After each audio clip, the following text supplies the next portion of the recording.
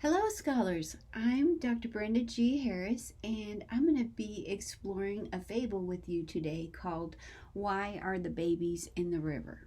Okay? Just FYI, my 5-month-old puppy is in my little recording room, and so if you hear some squeaking or other noise, it's probably my puppy Cooper playing with his things. Okay, so why are the babies in the river?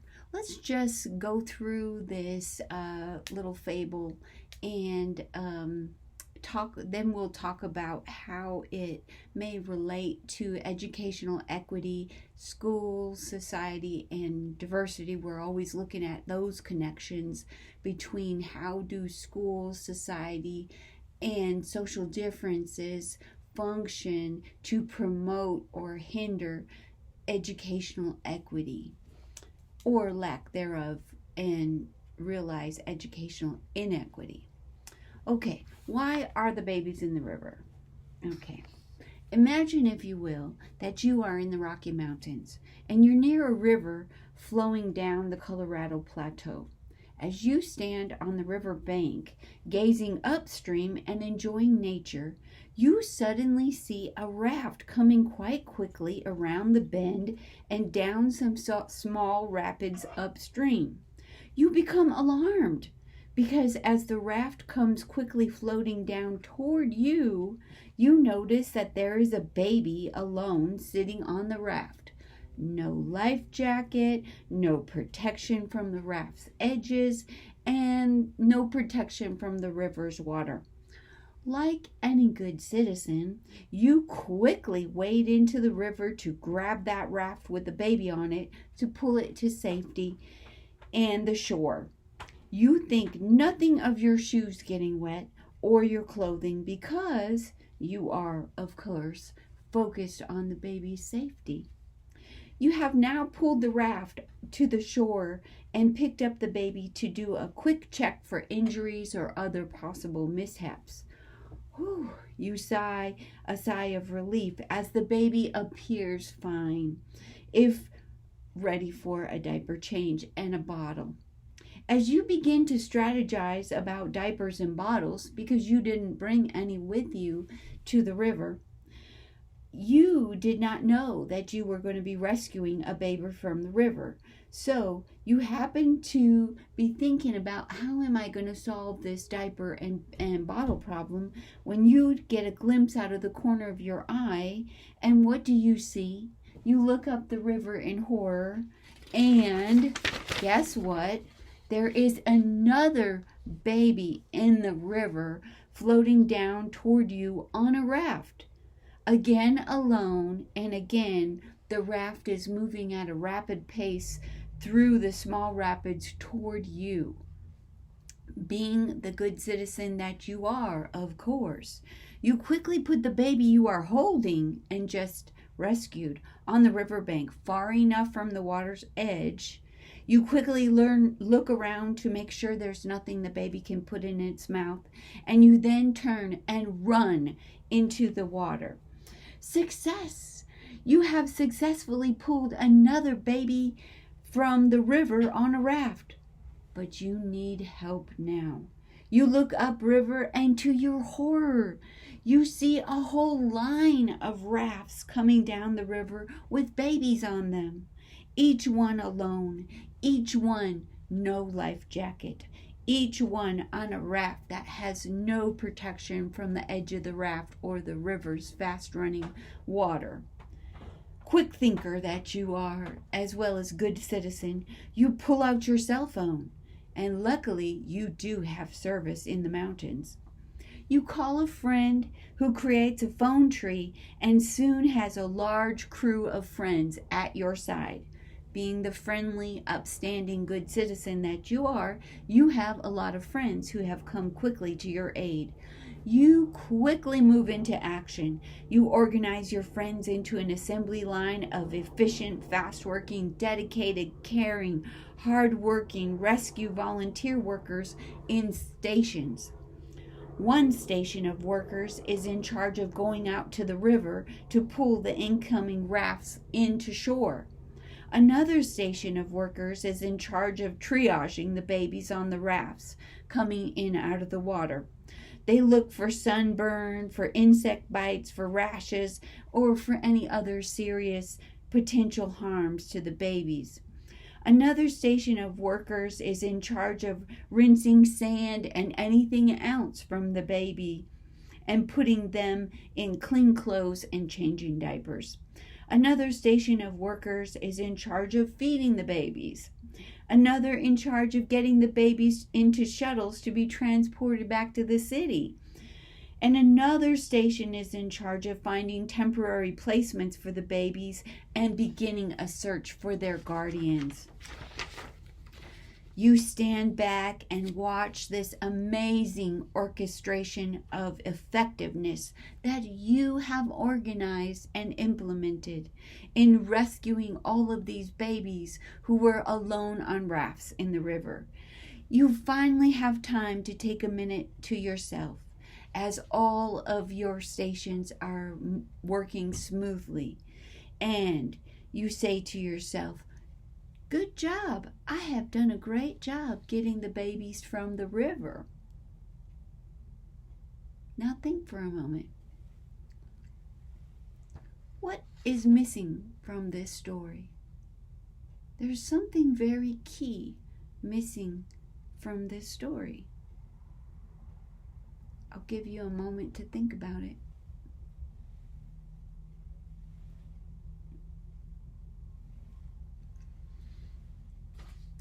Did you say that the thing missing from the story is why are the babies in the river? Why are there babies in the river? That's the important question to ask. So when we follow this little fable, we see that you are a good citizen and you are handling the emergency as you need to in the moment. Sometimes you just have to quickly respond, right? And you see that there's all these babies in the river and you jump into action, and you are very effective being professional, by being exemplary where you are getting the baby out of the river, and then you see more babies. You're very effective at organizing your time and strategies, and then you collaborate. Look at what an effective citizen you are, because you collaborate, you communicate, you've got higher order thinking skills. Clearly you have a strong disposition to be a good worker and to be able to save these babies, right? You communicate well, you're a problem solver, you don't need to wait to be told, you know how to handle this situation. But what is missing from this story? What is missing is, why are the babies in the river, right? You've got the babies coming out of the water and you're very effectively handling them, but the root cause of this situation has not been addressed, right? Why?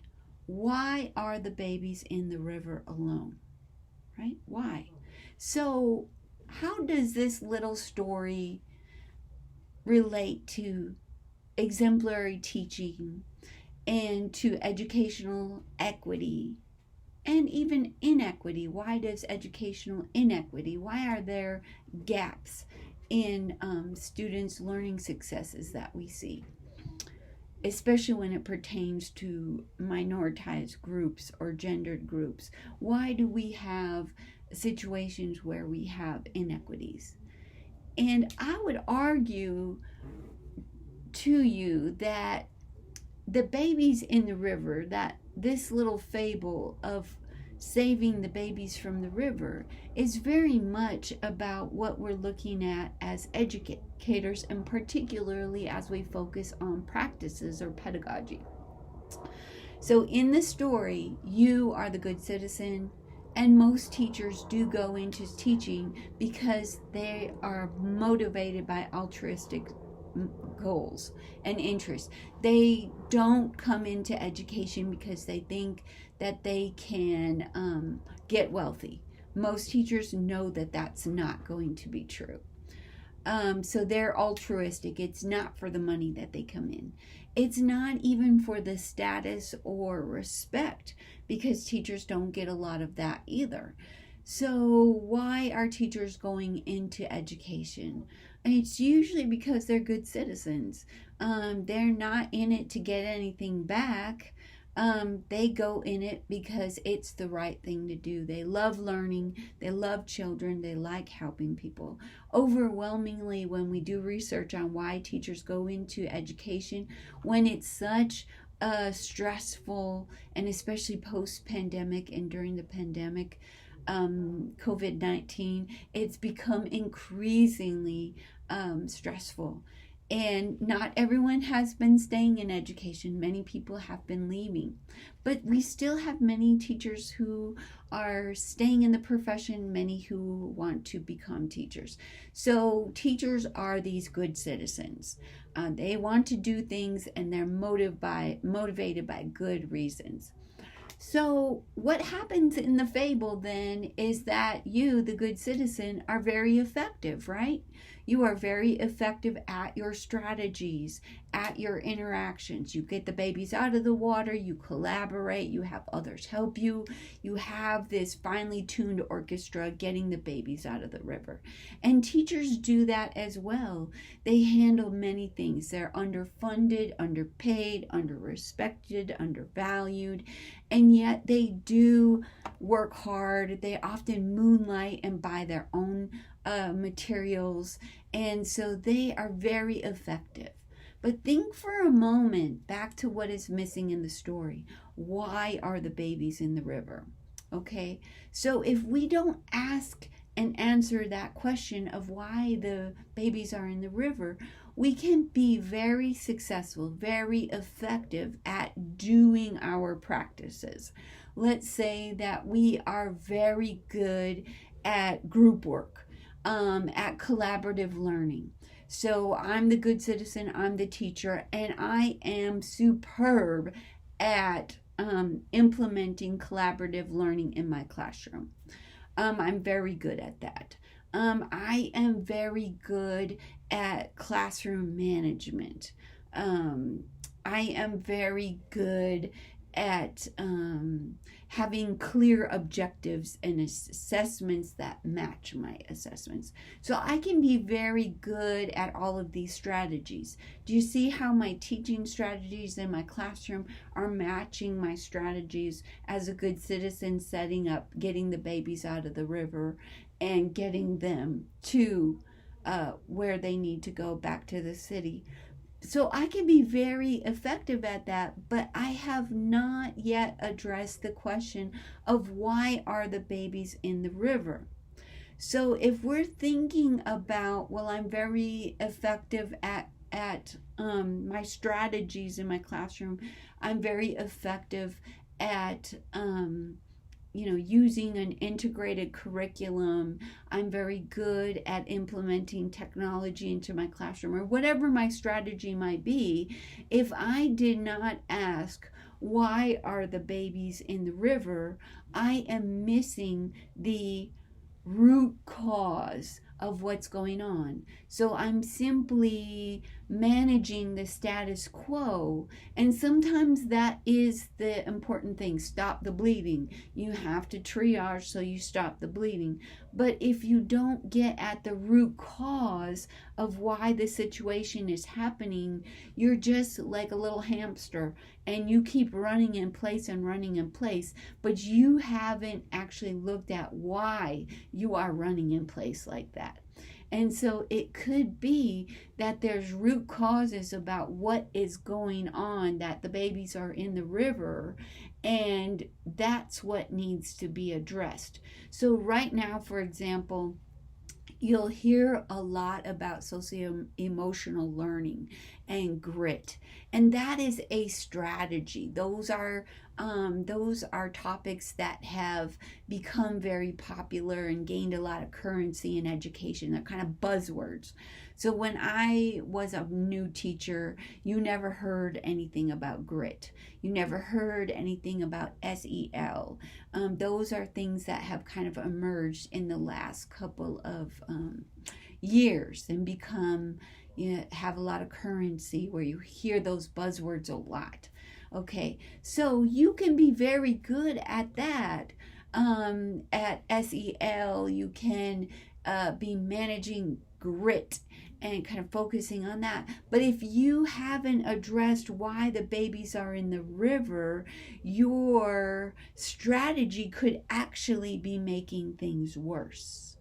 So it's oftentimes, if we don't understand the root cause of what's going on and we just implement strategy after strategy, then we can either at best be doing nothing, at worst be making it worse, making the situation worse.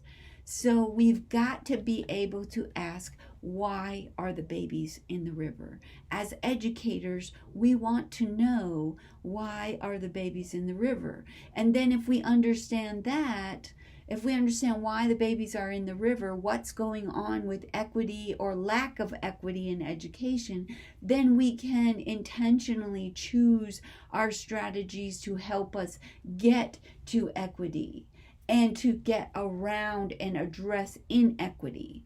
Do you see how that's very different from simply using strategies and managing like a hamster in one of those little wheels or balls that they run around in the same place? We're working hard, but we're not working effectively as far as addressing why are the babies in the river. Okay? All right. Well, thank you for watching this video with me.